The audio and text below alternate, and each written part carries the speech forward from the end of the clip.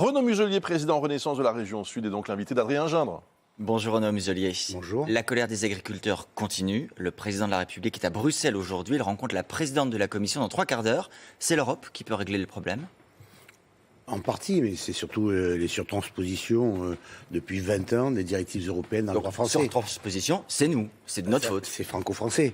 Quand vous avez les bassines ou les réservoirs d'eau, quand on n'en a plus, vous mettez 6 mois en Europe, on met 5 ans en France. Alors quand vous dites ça, ça veut dire que c'est la faute du gouvernement. C'est-à-dire que le gouvernement en place depuis 2017 est responsable de la situation dans laquelle nous sommes. Depuis 20 ans, l'habitude fait en sorte que systématiquement, les ministères qui fonctionnent en silo transposent mécaniquement dans le droit français, dans le Parlement français, lors des niches européennes, sans vrai débat en réalité, des textes qui sont surtransposés. Donc quand Gabriel Attal, mardi dans son discours, dit qu'il veut débureaucratiser la France, faut regarder balayer devant sa porte. Oui, et il a raison.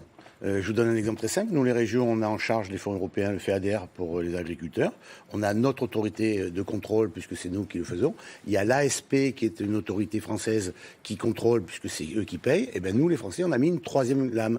Donc du coup, on perd du temps dans la mécanique de paiement des fonds européens. Ça veut dire que le pouvoir politique sert à rien. Il laisse l'administration faire, sans gérer, sans influence. Ça veut dire que le pouvoir politique dans notre pays, avec cette espèce de confrontation entre les agriculteurs et l'environnement, fait en sorte qu'on a fabriqué des organismes indépendants qui ont pris leur propre indépendance par rapport à l'État français. Donc vous avez les agences de l'eau qui décident ce qu'elles veulent globalement, vous avez l'OFB qui décide un peu ce qu'il veut. Vous parlez même de dictature administrative, c'est très fort comme terme, vous dites ça... C'est un peu ce qu'on a vécu, vous savez, dans la crise du Covid, je retrouve un peu les mêmes mécaniques. Nous avions le ministère de la Santé qui ne travaillait pas avec le ministère de l'Intérieur, l'ARS qui n'avait pas le droit de parler au préfet de région, et quand on distribuait les masques, soit on passait par les organismes des pharmaciens qui sont les spécialistes, soit l'armée, et la santé ne voulait pas passer par les systèmes militaires. Et alors qu'est-ce que vous pouvez faire, vous, aujourd'hui? Reprendre le pouvoir politique, reprendre le pouvoir administratif, sous l'autorité de l'État, en quelque sorte. Si vous dites, par exemple, que les gardes assermentés de l'AFB sont indépendants... L'Office français de la biodiversité. Exactement, vous les mettez sous l'ordre du préfet, le préfet est sous l'ordre du gouvernement, et ça fonctionne. Et c'est toutes ces agences ont fait de multiples dérives, qui fait en sorte que quand on a, notamment par exemple dans le sud, des inondations dramatiques, on ne peut pas cureter les fossés. Il y a quelques jours, à votre place, la présidente de la région Occitanie, Carole Delga, vous travaillez avec elle dans la région de France, disait qu'il faut plus de pouvoir aux régions. Alors concrètement, là, sur la crise des agriculteurs, qu'est-ce que les régions peuvent faire de plus? Qu'est-ce que vous pouvez faire dans la région sud? Vous nous supprimez, sur les fonds européens, vous nous supprimez la 3e lame qui a été mise en place par l'État.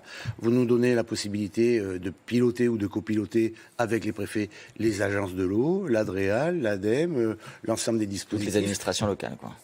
Tous les satellites de l'État, en fait, qui ont pris leur propre indépendance et leur propre autonomie, et qui, eux, ont leur propre vision politique du développement, et qui rajoutent des strates aux strates. Mais ça changerait vraiment les choses. Et, dans son discours hier, Gabriel Attal dit aussi on va avoir une loi de décentralisation d'ici la fin de l'année. C'est toujours le mot à la mode, décentralisation. On dit toujours qu'on veut décentraliser. À la fin, qu'est-ce que ça changera concrètement? Qu'est-ce qu'il faut changer pour que tout ça marche mieux? Faire confiance au territoire. On ne vous fait pas confiance aujourd'hui? Personne ne fait confiance au territoire. C'est pas spécifique à ce gouvernement ou à l'an précédent. On a une mécanique qui fait en sorte que systématiquement on veut tout recentraliser, et le régalien devrait être à l'État, et l'organisation du schéma de santé, comme nous l'avons fait avec Territoires Unis à l'époque, où nous avions l'association des maires, qui étaient ensemble, l'association des maires, l'association des départements, l'association des régions, où on avait dit, et je l'ai proposé à M. Woerth, une ventilation de l'aménagement de la santé sur le territoire. On peut très bien confier les ARS aux régions. On connaît parfaitement notre territoire. Vous dites quand même le pouvoir régalien au gouvernement, à l'État, donc c'est tout ce qui est la sécurité, l'ordre. Là, il y a quelques minutes, la coordination rurale appelle à converger vers l'Assemblée nationale, lieu du pouvoir politique. Est-ce que vous, là, vous dites, il faut intervenir, il faut que les forces de l'ordre l'empêchent, il faut faire respecter l'ordre avant tout. Mais la force des agriculteurs aujourd'hui, c'est que leur cause, elle est noble. puis on aime nos paysages, et ils font un très beau combat. Parce que dans leur combat, et d'ailleurs on voit l'adhésion de la population vis-à-vis d'eux, mais il n'y a pas de violence, c'est plutôt des barrages filtrants, il n'y a pas d'agressivité. Dès qu'ils vont passer à une démarche qui est une démarche extraordinairement politique contre la démocratie, l'Assemblée nationale c'est la démocratie, le président de la République c'est la démocratie, ils ont été élus légitimement, à partir du moment où on montait avec les tracteurs face à l'Assemblée nationale, là c'est plus une révolution qu'une manifestation sympathique. Et ça peut devenir une confrontation dans ce cas-là. Exactement. Puisqu'on parle de l'Assemblée... Force à la loi, force à la démocratie, et donc et à l'apaisement. On ne peut pas tout balayer d'un trait comme ça. Je veux dire, l'Europe, c'est quand même pour les agriculteurs 20% de la PAC, oui. Ça va chez l'Europe. Plus de 9 milliards donnés chaque année dans le cadre de la PAC. Donc vous dites appel à l'apaisement ce matin. Juste un mot de l'Assemblée encore. Hier, à votre place, c'est le président du groupe LR au Sénat, Bruno Retailleau, votre ancienne famille politique, vous venez de la droite, vous avez rejoint Emmanuel Macron, disait dans les prochains mois, il faudra envisager une motion de censure. Vous dites même pas peur, peu importe ce que la droite fera? Non, c'est pas même pas peur. Honnêtement, c'est pas très bien ce qu'ils veulent.